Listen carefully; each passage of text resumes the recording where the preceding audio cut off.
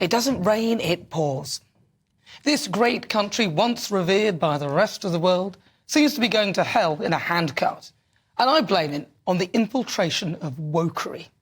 Take our once great police force, the envy of the world, which prided itself on the use of consensual policing without the need for firearms.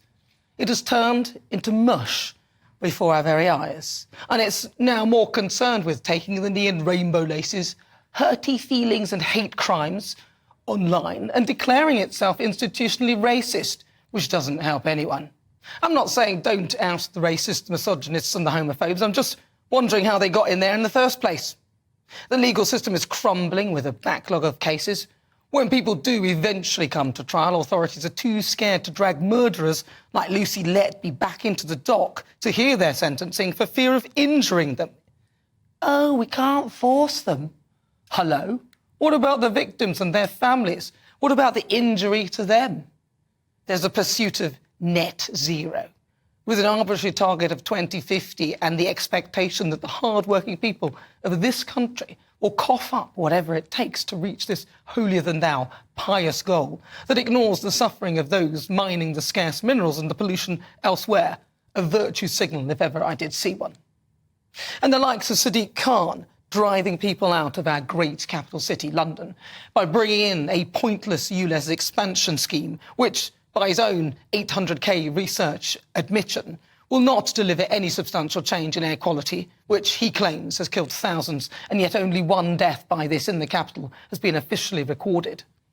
What about the infiltration of dangerous gender gobbledygook in our schools, which are crumbling, by the way, but let's not let that get in the way of teaching 5-year-olds that they can choose how to identify.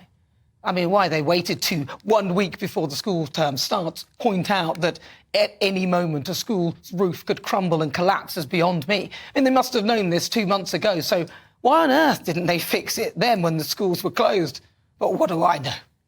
We've got banks, advertisers and other commercial organisations who need your custom, by the way, refusing to accept it if your views don't align with their woke values. I thought this was a capitalist country, but they've got us by the short and curlies, unilaterally raising prices because of the cost of living, this man-made crisis. So we all have to suck it up.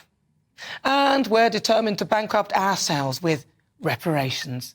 Look, I hate to burst your bubble, but slavery was not invented by the British. And in fact, Western Europe was the only place that didn't have slavery. And the UK were the first to abolish it. And it's still going on in Africa and other parts of the world. I mean, the Africans actually rounded up their own people and took them to the white slave traders on the coasts. If people want reparations, I suggest they start in Africa, and good luck with that one. And don't get me started on the boats. A mention of turning them back will bring the woke left-wing activists out in a rash. Although, to be honest, aside from all the free stuff, it's a wonder that they want to come here, as I'm pretty sure many of their values don't align with the wokery they're taking advantage of. Politicians, get a grip. It's time to start listening to the people you represent.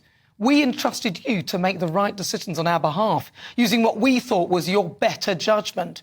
But instead, common-sense politicians like Suella Braverman, Kemi Badenoch, and even, to a degree, Rishi Sunak, at least he knows what a woman is, unlike our friend Sir Keir Starmer, who took 2 years to finally admit it. Those politicians have been marginalised by the wokerati, a liberal elite who don't live in the real world. The people of this country are what makes it great. It's time for the politicians to start listening before Great Britain goes to hell in a handcart.